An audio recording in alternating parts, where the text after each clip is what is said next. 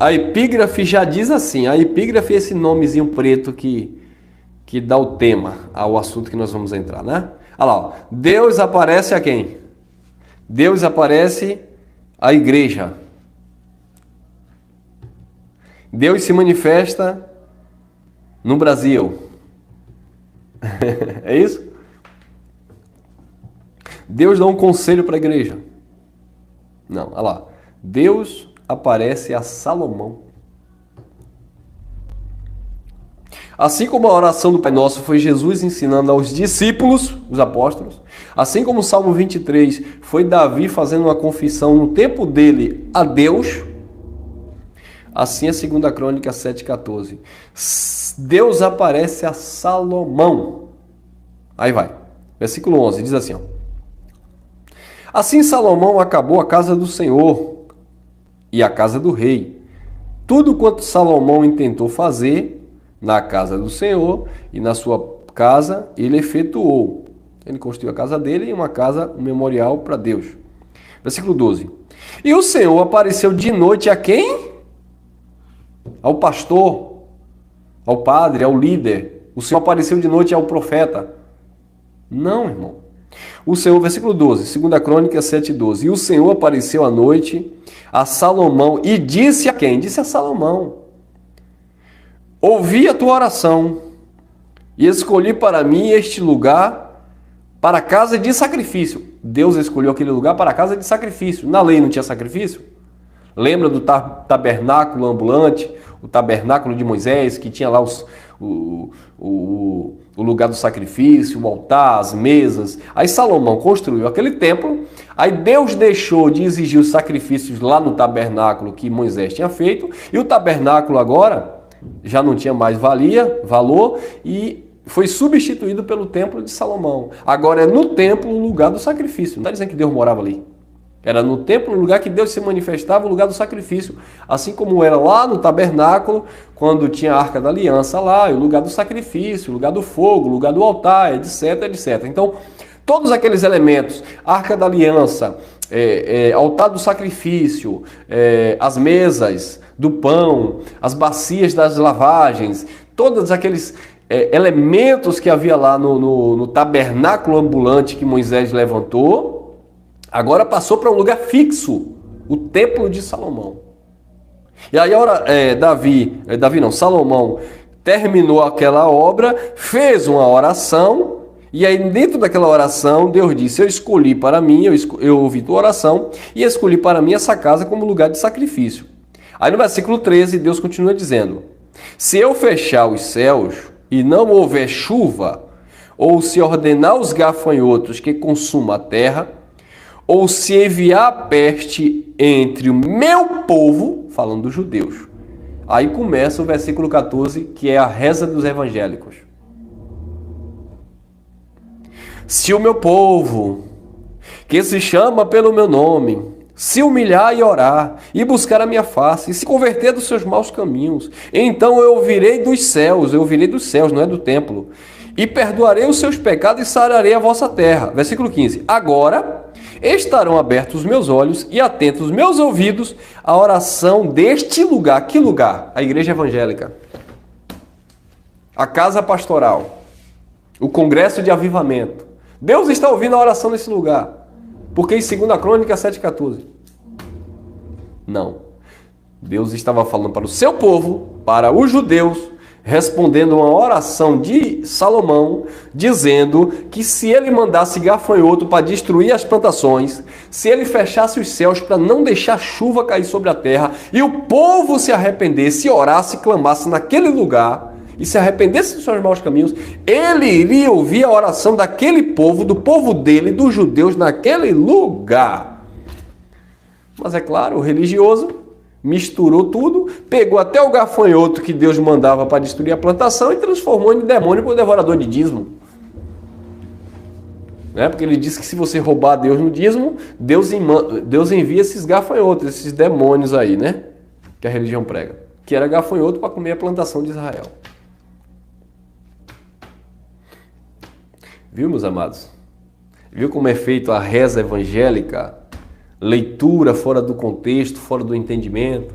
Ali foi falado para Salomão, para aquele povo específico, a oração feita naquele lugar, naquele templo específico. Depois do ano 586 a.C., essa oração já não valia mais. Por que, irmão Elcio? Como assim essa oração não valia mais? Essa oração aqui que Salomão fez, aqui ó. Se o meu povo, que se chama pelo meu nome, se humilhar e orar, e buscar a minha face, se converter dos seus maus caminhos, eu ouvirei dos céus, perdoarei os seus pecados, sararei a vossa terra.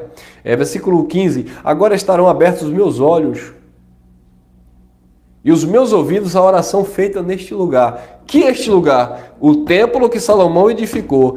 Esta oração, Deus só respondia até o ano 586 a.C. Depois do ano 586, Deus não respondeu mais a oração aqui. Quem sabe por quê? Comentem aí. Me ajude.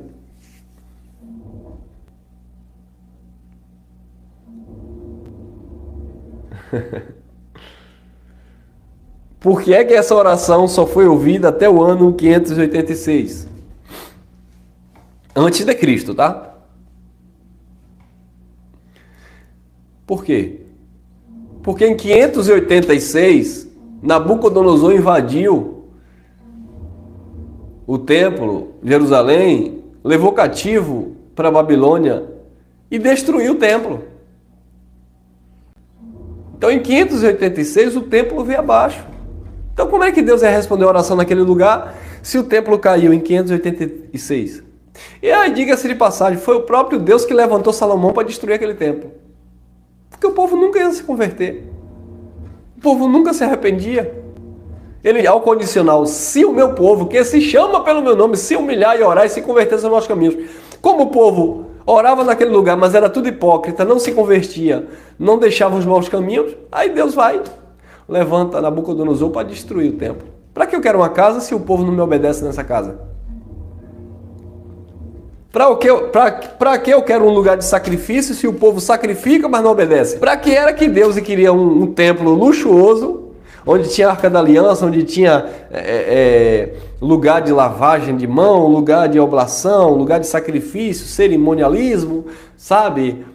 Um monte de religiosidade, um monte de sacerdote bem vestido, mas não tinha obediência. Aí Deus disse, eu não quero isso, vou destruir isso. Mas o povo é tão teimoso que tempos depois levantou outro, com a ajuda de Herodes. Aí Pedro passou e disse, Jesus, olha que templo lindo. Jesus disse, não está vendo tudo isso aí? Eu vou derrubar esse negócio tudo, não vai ficar pedra sobre pedra, vai cair tudo. Por quê? Porque a mesma hipocrisia que acontecia no templo de Salomão estava acontecendo no templo de Jerusalém. Jesus certo dia pegou um chicote e disse, sai daqui, cambada de ladrão, não faça da casa que é de memória ao meu pai, a casa de meu pai, covil de ladrões. Então sempre existiu corrupção no templo, por isso que Deus destruiu os templos físicos. Porque no templo de Salomão, corrupção. No templo dos judeus, reconstruído por Herodes, corrupção no templo. Aí Jesus disse, não vai ficar pedra sobre pedra. Já caiu o primeiro lá com os babilônicos, vai cair esse aqui com os romanos, e em 70 DC os romanos entraram, cumpriram a profecia de Jesus de Mateus 24, que é mais uma reza evangélica, achando que vai acontecer ainda. E aí Jesus disse, olha, eu vou destruir, em 3 dias eu levanto outro templo. Templo agora espiritual. Aí vem Paulo com a mensagem da graça dizendo, nós somos o templo do Espírito. Agora, assim como Deus destruiu o templo de Salomão, assim como Deus destruiu o templo de Jerusalém no ano 70, que tudo foi ordenado por Deus. Templo de Salomão, Nabucodonosor. Templo de Jerusalém, o Império Romano. Então, assim como Deus destruiu o primeiro templo de Jerusalém, de Salomão, assim como destruiu o segundo templo, aí nós somos agora o templo do Espírito. Ah, irmão Elcio, glória a Deus, que agora Deus não vai destruir mais. Eu só falei 2 versículos para você. Eu preguei uma mensagem recente sobre o templo do Espírito. Nós somos o templo do Espírito. Deus está conosco? Segura aí, segura a bomba aí, ó. Segura aí a revelação, tá? 1 Coríntios 3, 16, 17. Paulo disse, não sabeis vós que vós sois o templo do Espírito e que Deus habita em vós? Não é isso que está escrito? Primeiro templo de Salomão, Deus destruiu em 586 a.C. Segundo templo, reconstruído pelos judeus e Herodes. Deus destruiu através dos romanos no ano 70. Terceiro e último templo que somos nós, templo e morada do Espírito, casa espiritual. Não sabeis vós que vós sois templo do Espírito? Que o Espírito de Deus habita em vós? 1 Coríntios 3,16. Agora o versículo 17.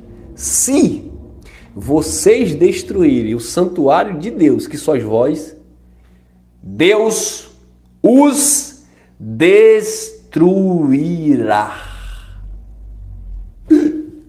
Talamanasseia. Viu aí? Por que é que você deve ter cuidado com a sua vida? Porque o seu corpo é templo do Espírito, não que Deus habita na tua carne. Quando nós falamos Deus é templo do teu Espírito, que Deus é um só Espírito com o teu, que está aí na tua vida. Então nós somos templo do Espírito.